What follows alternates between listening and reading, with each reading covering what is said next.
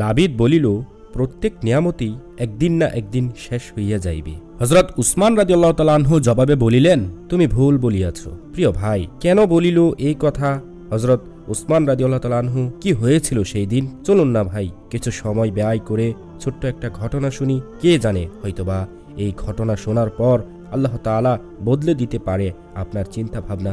একদিন হযরত উসমান রাদিয়াল্লাহু তাআলা আনহু যখন রাসূল সাল্লাল্লাহু আলাইহি সাল্লামের সাহাবা রাদিয়াল্লাহু তাআলা আনহুদের অবস্থা দেখিলেন যে তাহারা কিরূপ নির্যাতন সহ্য করিতেছেন, আর তিনি ওলীদ ইবনে মুগীরার আশ্রয়ে আরামে সময় কাটাচ্ছিলেন, তখন তিনি ভাবিলেন, আমি সকাল বিকাল একজন মুশরিকের আশ্রয়ে নিরাপদে কাটাইতেছি, অথচ আমার সঙ্গীগণ ও দিনী ভাইগণ এইরূপ নির্যাতনে ও কষ্ট সহ্য করিতে হইতেছে, যাহা আমাকে করিতে হইতেছে না। খুদার কসম, ইহা তো আমার মধ্যে অনেক বড় ত্রুটি। অতএব তিনি ওলীদ ইবনে মুগীরার নিকট যাইয়া বলিলেন, হে আবু আদে শামস, তুমি তোমার দায়িত্ব যথাযথ পালন করিয়াছ, আমি তোমার আশ্রয় তোমাকে ফেরত দিলাম। সে বলিল, হে আমার ভাতিজা, কেন আমার কওমের কেউ কি তোমাকে কষ্ট দিয়েছে? হযরত উসমান রাদিয়াল্লাহু তাআলা আনহু বলিলেন, না, তবে আমি আল্লাহ তাআলার আশ্রয়ের উপর সন্তুষ্ট থাকিতে চাই, আল্লাহ ব্যতীত অন্য কাহারও আশ্রয় চাই না। সে বলিল, তবে মসজিদে যাইয়া প্রকাশ্যে আমার আশ্রয় ফেরত ঘোষণা দাও, যেমন আমি তোমাকে প্রকাশ্যে আশ্রয় প্রদান করিয়াছিলাম। সুতরাং তাহারা উভয়ে মসজিদে আসিলেন। ওলীদ লোকেদের উদ্দেশ্যে বলিল, এই যে উসমান আমার আশ্রয় ফেরত দিবার জন্য আসিয়াছে। হযরত উসমান রাদিয়াল্লাহু তাআলা আনহু বলিলেন, ওলীদ সত্য কথা বলিয়াছে, আমি তাহাকে ওয়াদা পালনকারী ও উত্তম আশ্রয় প্রদানকারী হিসাবে পাইয়াছি, কিন্তু আমার ইচ্ছা হইয়াছে যে আল্লাহ ব্যতীত অন্য কাহারও আশ্রয় গ্রহণ করিব না, অতএব তাহার আশ্রয় তাহাকে ফেরত দিলাম।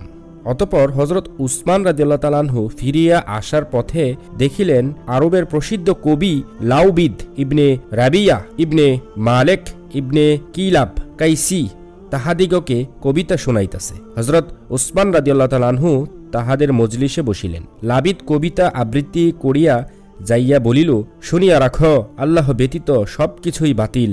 হযরত উসমান রাদিয়াল্লাহু তাআলা আনহু জবাবে বলিলেন, তুমি সত্য বলিয়াছ।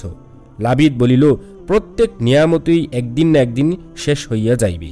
হযরত উসমান রাদিয়াল্লাহু তাআলা আনহু জবাবে বলিলেন, তুমি ভুল বলিয়াছ, বেহেশতের নিয়ামত কখনো শেষ হইবে না।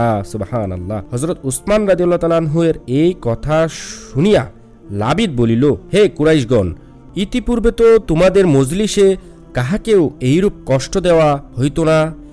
এই নতুন প্রথা কখন হইতে সৃষ্টি হইল? অর্থাৎ ইতিপূর্বে তো আমার কবিতায় কেউ কোনো আপত্তি করে নাই, আজ আমার কবিতা ভুল প্রমাণকারী কোথা হইতে আসিল?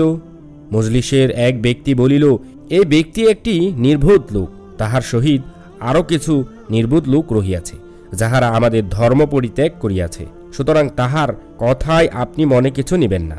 হযরত উসমান রাদিয়াল্লাহু তাআলা আনহু তাহার প্রশ্নের জবাব করিলেন। উভয়ের মধ্যে কথা বাড়িয়া গেল। উক্ত ব্যক্তি উঠিয়া আসিয়া হযরত উসমান রাদিয়াল্লাহু তাআলা আনহুর চোখের উপর এমন জোরে চর মারিল যে তাহার চোখ কালো হইয়া গেল। ওলীদ ইবনে মুগীরা নিকটেই বসিয়া হযরত উসমান রাদিয়াল্লাহু তাআলা আনহুর সহিত এই ব্যবহার দেখিতেছিল। অবশেষে ওলীদ বলিল, হে ভাতিজা, তুমি যদি আমার আশ্রয়ে থাকিতে তবে তোমার চোখের এই অবস্থা হইত না, তুমি তো এক নিরাপদ দায়িত্বে ছিলে এতদিন। হযরত উসমান রাদিয়াল্লাহু তাআলা আনহু বলিলেন, হে আবু আদে শামস, তোমার কথা সত্য বটে, তবে আল্লাহর কসম, আমার আঘাতপ্রাপ্ত চোখের ন্যায় সুস্থ চোখটিও আল্লাহর খাতিরে এইরূপ আঘাত সহ্য করিবার আকাঙ্ক্ষা রাখে। সুবহানাল্লাহ। হে আবু আদে শামস, আমি যাহার আশ্রয়ে আছি তিনি তোমার অপেক্ষা অতিশয় মর্যাদাশীল ও শক্তির অধিকারী। অতঃপর হযরত উসমান ইবনে মাজউন রাদিয়াল্লাহু তাআলা আনহু আপন চোখের এই মুসিবতের উপর কবিতা আবৃত্তি করিলেন। যদি এক বেদিন পথভ্রষ্টের হাতে আমার চোখ আল্লাহ রাব্বুল ইজ্জতের সন্তুষ্টির জন্য আঘাত খাইয়া থাকে, তবে কোনো ক্ষতি নাই, কারণ রহমান উহার বিনিময়ে সওয়াব দান করিয়াছেন। সুবহানাল্লাহ। হে আমার কম, যাহাকে স্বয়ং রহমান সওয়াব দান করিয়া সন্তুষ্টি করেন, সে বড় ভাগ্যবান হইয়া থাকে। তোমরা আমাকে যতই পথ হারা ভ্রান্ত পথে পরিচালিত নির্বোধ বলো না কেন, আমি কিন্তু হযরত মুহাম্মদ রাসূলুল্লাহ সাল্লাল্লাহু আলাইহি সাল্লামের দ্বীনের উপর আছি। এই দ্বীনের মাধ্যমে আমি আল্লাহর সন্তুষ্টি লাভের ইচ্ছা করিয়াছি। আর যাহারা আমাদের উপর জুলুম অত্যাচার করে তাহাদের নিকট যতই খারাপ লাগুক না কেন, আমাদের দ্বীনই সত্য দ্বীন। আল্লাহু আকবার। কত ধৈর্য শক্তি ছিল সাহাবা রাদিয়াল্লাহু তাআলা আনহুদের। কিন্তু আমরা আমাদের ইসলামের জন্য কি করছি? আমরা আমাদের ইসলামের জন্য কি করতে পারি? আমরা নিজেরা একবার নিজেকে প্রশ্ন করে দেখি। আচ্ছা, যাই হোক, আমরা ঘটনায় আসি। হযরত উসমান ইবনে মাজউন রাদিয়াল্লাহু তাআলা আনহুয়ের চোখের এই আঘাতের উপর হযরত আলী ইবনে আবি তালিব রাদিয়াল্লাহু তাআলা আনহুয়ের এইরূপ কবিতা বলিয়াছেন: অতীতের সেই নিরাপত্তাহীন দিনগুলির কথা স্মরণ করিয়া কি তুমি ভারাক্রান্ত হইতেছ এবং দুঃখী লোকের ন্যায় কাঁদিতেছ? তুমি কি সেই নির্বোধ লোকেদের কথা স্মরণ করিয়া কাঁদিতেছ, যাহারা দিনের দাওয়াত প্রদানকারীদের প্রতি জুলুম করিত? যতদিন তাহারা সুস্থ সবল থাকিবে, অন্যায় ও অশ্লীল কাজ হইতে বিরত হইবে না, তাহাদের মধ্যেকার বিশ্বাসঘাতকতার স্বভাব তো একটি নিরাপত্তাহীন পথ। আল্লাহ তাআলা তাহাদের জন্য কোনো মঙ্গল না রাখেন। তুমি কি দেখিতেছ না যে আমরা হযরত উসমান ইবনে মাজউন রাদিয়াল্লাহু তাআলা আনহুর ঘটনায় ক্রুদ্ধ হইয়াছি, যখন তাহারা নির্ভয়ে তাহার চোখের উপর চর মারিতেছিল আর অনবরত খোঁচা দিতেছিল এবং আঘাত করিতে তাহারা কোনো প্রকার কম করে নাই। উসমান ইবনে মাজউন রাদিয়াল্লাহু তাআলা আনহু যদিও শীঘ্রই মারা না যায়, তবুও অতি সত্বর আল্লাহ তাআলা তাহাদিগকে সমপরিমাণ এমন পরিপূর্ণ বদলা দিবেন, যাহাতে কোনো প্রকার লোকসান থাকিবে না। ইবনে ইসহাকের রওয়ায়াতে আছে যে এই ঘটনার পর ওয়ালিদ হযরত উসমান ইবনে মাজউন রাদিয়াল্লাহু তাআলা আনহুকে বলিল, ভাতিজা, তুমি আবার আমার আশ্রয়ে ফিরিয়া আসো। কিন্তু হযরত উসমান রাদিয়াল্লাহু তাআলা আনহু বলিলেন, না না। প্রিয় ভাই আমার, দেখুন তাদের কত ধৈর্য শক্তি ছিল।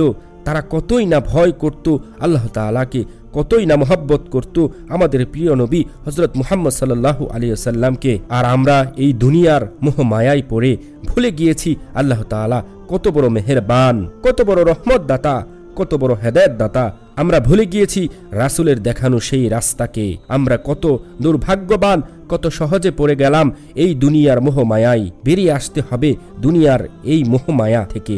আল্লাহ সকলকে সঠিক বোঝ দান করুক। আমিন।